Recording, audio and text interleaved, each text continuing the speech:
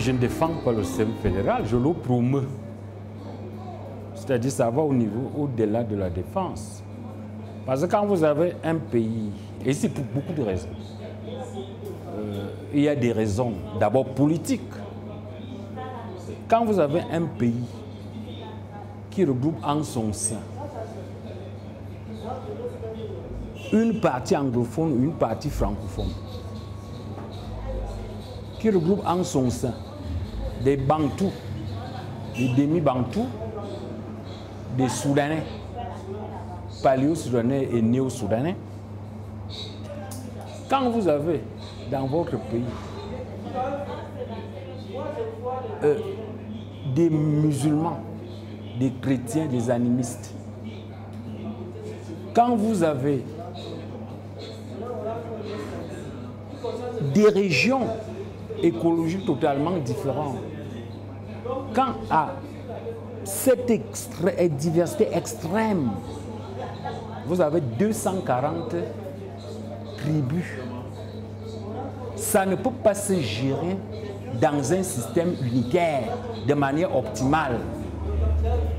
Le système unitaire à ce moment-là ne peut avoir que deux configurations.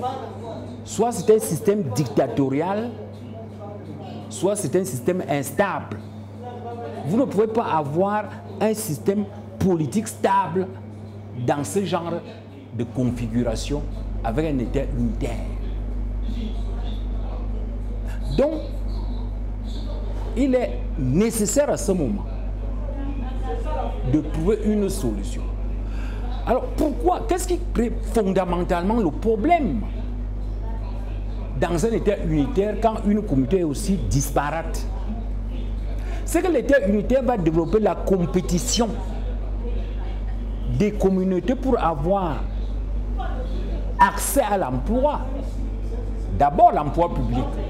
Parce qu'il ne faut pas oublier que l'emploi public est un emploi très particulier. C'est peut-être le sous-préfet, n'est-ce pas, qui donne le commandement. C'est le policier qui bat les citoyens. C'est le magistrat qui enferme les gens. Donc l'emploi public se caractérise par le fait qu'il représente l'État dans ce que l'État a de puissant et de prestigieux. Donc, une situation dans laquelle certaines communautés en seraient exclues apparaîtrait immédiatement comme une colonisation interne. Donc c'est le premier point. Le second point, et vous savez très bien, vous-même vous voyez tous les jours, les concours de l'ENAM font l'objet des tensions entre les communautés. On a connu le cas de l'IRIC où les communautés ont failli prendre la machette. On connaît le cas de l'école normale du Nord. Donc ça c'est le premier point où les communautés sont en compétition. Le second point, c'est les postes de pouvoir. Les nominations sont examinées à la loupe parce que chaque communauté essaie de voir ce qu'on lui a donné. Vous savez, si on prend par exemple Douala, chaque fois qu'il y a une élection, les communautés, notamment la communauté autochtone et les communautés immigrées, Douala et Bamileke, risquent d'en venir aux mains. Et ça, c'est notorieux public. Et ça, c'est fait parce qu'on a un État unitaire. Il y a les infrastructures publiques, aussi en troisième lieu, qui donnent lieu à des bagarres permanentes parce que certaines régions estiment ne pas en avoir assez. Enfin, il y a des positions de rente, c'est-à-dire un certain nombre d'avantages qu'on donne. Et donc, les communautés, dans un État unitaire, cette unité artificielle laisse prospérer en somme des tensions communautaires qui en réalité, tout le monde parle d'unité nationale, mais il n'y a aucune unité du tout. Parce que tout le monde raisonne en termes de tribus en réalité. Et la constante de ça, c'est ce qu'on voit aujourd'hui, à savoir la politique est sous-tendue de manière souterraine par les forces tribales en réalité.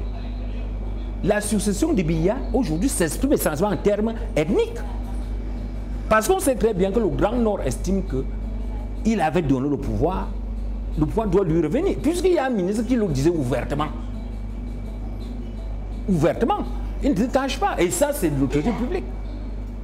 Et il y a les Bamileke qui estiment que après les Fulbe et les Beti, ça doit être leur tour. Ils ne se cachent pas.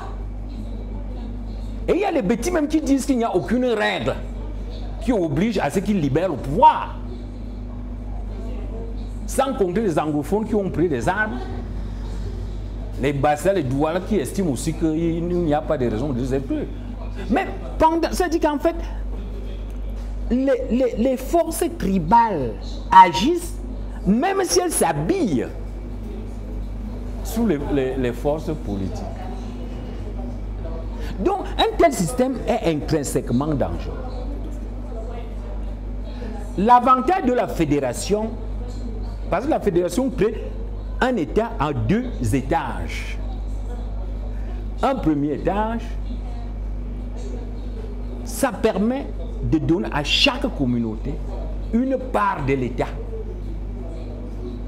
Et on laisse au-dessus un État collectif et assez lointain qui gère de grandes choses comme la défense des affaires étrangères, les autoroutes régionales, les chemins de fer, les barrages, mais ne s'occupe plus de petites choses. C'est un État assez invisible de la part de la population. Et donc chaque population comprend rapidement que c'est son État à elle qui s'occupe des choses quotidiennes. Et là, ça purifie l'État supérieur, qui n'est donc plus l'objet de tant de tensions. Maintenant, sur le plan économique, les avantages sont gigantesques.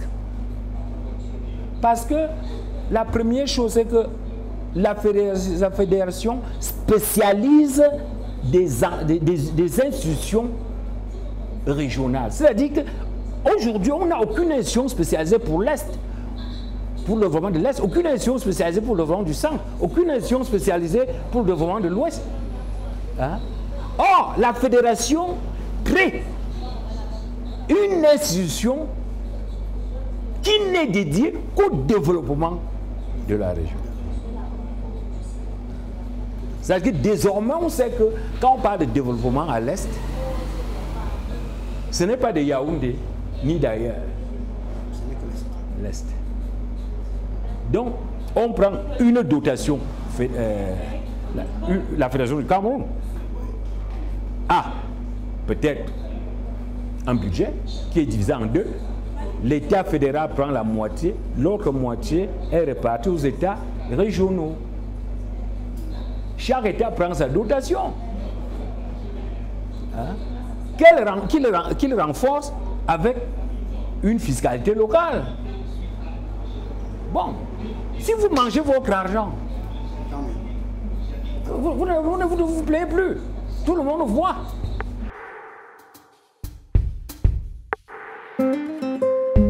C'est un régime épuisé.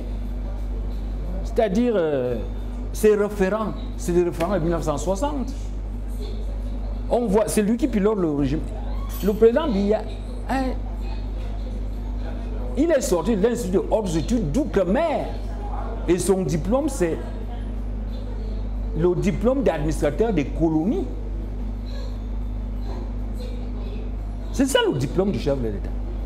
Alors, et ça, c'est les années 60. Quand nous sommes en 2018, vous dites à un homme comme celui-là de continuer à gérer. Moi, c'est que le système de mise à niveau. Non, un homme de 85 ne peut plus être mis à niveau. Techniquement parlant, ce n'est pas possible. Et surtout quand c'est des gens qui ont évolué dans un système monocratique, où c'est le chef qui, quand le chef a donné l'ordre, tout le monde obéit. Non, un chef comme ça ne peut pas être mis à niveau. Il ne peut pas. Donc c'est un système qui, s'il persiste, ça nous conduit tout droit à la guerre.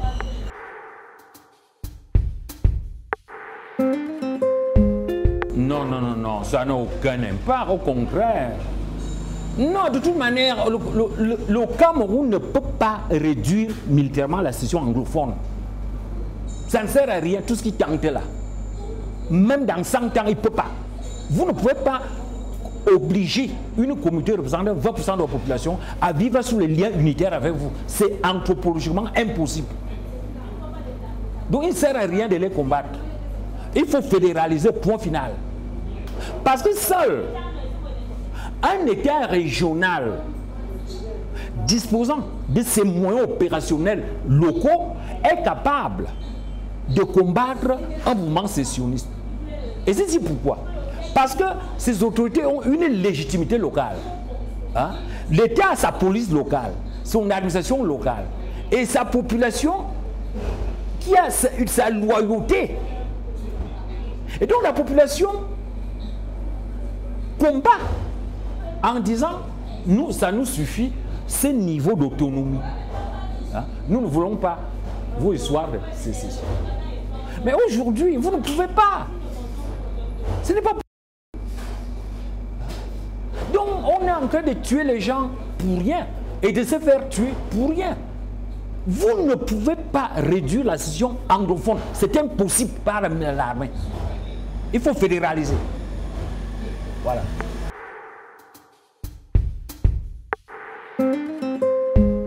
Non, non, non, non, je n'ai pas dit ça.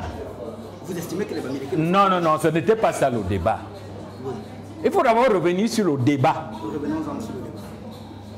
Le débat était que certains Bamileke disaient qu'ils travaillent et les autres mangent, notamment les bêtis. Voilà, c'était là le débat. Je leur ai dit, vous parlez de ce que vous ne comprenez pas. Mais vous dites que les Bamileke sont riches. Non. Il y a une petite poignée de Bamileke qui s'est essayé dans le commerce et qui a réussi. Mais cela n'a aucune incidence pratique dans la richesse du Cameroun, qui est à 56% entre les mains des Blancs. 56% entre les mains des Blancs, 31% entre les mains de l'État et 14% entre les mains du privé national. Et dans ce privé national, c'est ce privé national, les 14% là, qui comprennent tous les Camerounais à titre privé, y compris les Bamileke. Voilà. Mais comment on peut donc être comme ça et dire que les ordres dépendent de vous? Non. On dépend des Blancs et dans une certaine mesure de l'État. Ça peut vous étonner. Mais je vais vous dire une chose. Hein. Ce qu'on appelle par exemple la richesse, les tassis. Un seul bourrin de 80 milliards achète tous les tassis du Cameroun. Un seul bourrin. Une seule usine achète tout ce que nous appelons comme hôtel ici. La richesse, la vraie, est concentrée, elle est lourde. Les petits bars, petites boutiques, ce n'est pas la richesse, ça c'est zéro. Donc c'est ce que j'expliquais. Et je disais que, en fait, notre richesse, la richesse au Cameroun, c'est les Blancs. Je ne sais pas. Mais ce que je sais, c'est que c'est le même problème en France. La majorité des prix Nobel français, c'est des gens qui sortent des écoles. L'université ne produit pas grand-chose. Parce que les écoles sélectionnent les meilleurs. Voilà. Au Cameroun, c'est pire. En tout cas, à notre époque. Donc, c'est les gens qui avaient échoué dans tous les concours qui, par persévérance, ont pu avoir la licence et continuer, et qui se retrouvent aujourd'hui docteurs. Vous comprenez qu'un personnel limité comme ça ne peut pas... On ne peut pas avoir une bonne université avec des gens aussi limités. On ne peut pas. Ils sont trop limités, ils ne peuvent rien. En quoi? Non, intellectuellement, puisque je vous dis qu'ils n'ont aucune intelligence. Aucune. C'est quand même assez fort. Ouais, non, ce n'est pas assez fort. Mais quand je parle, est-ce que je parle en me cachant? Et ceux de mon époque savent que ce que je disais est vrai, puisqu'aucun ne peut montrer le petit doigt que ce que je dis est faux. Alors notre époque, on commençait avec la bourse. 45 000 dans les écoles. Hein? Dès que vous aviez la bourse, vous passiez le concours, vous avez 45 000 à l'école et vous étiez assuré d'un emploi. Hein?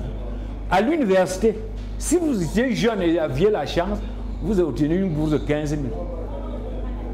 Alors tu penses qu'un enfant brillant pouvait, à l'époque, le concours était honnête. Un enfant brillant, il va faire quoi à l'université? Pour obtenir quoi? Rien du tout. Donc les meilleurs a été dans les écoles. Donc c'est les déchets, les gens qui avaient échoué dans tous les concours, au niveau du bas licence et autres, qui se bricolaient aller à l'université. Et c'est eux maintenant qui viennent se passer pour des intellectuels. C'est-à-dire, quand la base intellectuelle est limitée, quand vous êtes intellectuel, c'est-à-dire que vous êtes naturellement limité. Même si on vous donne 100 doctorats, ça ne changerait rien dans vos limites. Et c'est malheureusement ce qu'on vit à l'université. Le personnel a été très mal sélectionné, parce qu'il a été sélectionné sur les rebuts.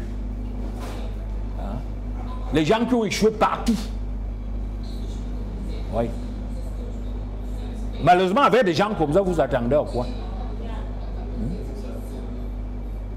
Non, ils sont pleins de complexes. C'est pour ça qu'ils tentent d'aller partout dire que nous sommes les docteurs, tout ça. Mais un docteur ne vaut rien. Un docteur, enfin, ceux-là ne valent rien. C'est zéro. C'est zéro. C'est des zéros. Ouais. D'ailleurs, tu ne peux pas le voir tenir un quelconque discours. Vous avez déjà vu un seul pour faire une proposition? Non, que quand un pays est en difficulté, c'est là que le pays génère des grands intellectuels, non. C'est là qu'on voit des gens brillants. C'est quand le pays est en difficulté. Mais quand votre pays est en difficulté, on ne vous voit jamais. Vous ne vous manifestez que pour réclamer l'argent, réclamer les postes.